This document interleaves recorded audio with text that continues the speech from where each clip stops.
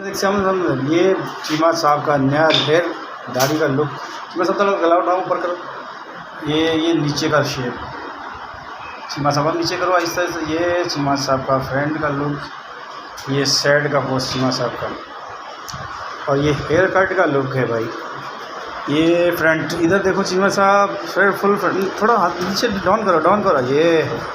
ये फेस का फ्रंट है, और ये साइड का पोस्ट है चीमा साहब का, और ये बैक साइड का पोस्ट है चीमा साहब का। देखिए और प्लीज़ इस पर कमेंट और शेयर ज़रूर कीजिए कि चीमा साहब कैसे लग रहे हैं ज़रा। ये चीमा साहब का दूसरी साइड का लुक है। चीमा साहब हमारी तरफ देखो ज़रा, ये फाइनल लुक चीमा साहब कैसा लग रहा है? ओके डन, बिल्कुल 100% ओके। इधर देखो ज़रा हमारी तरफ। अब चीमा साहब के लिए लाइक और ज़रूर कीजिएगा।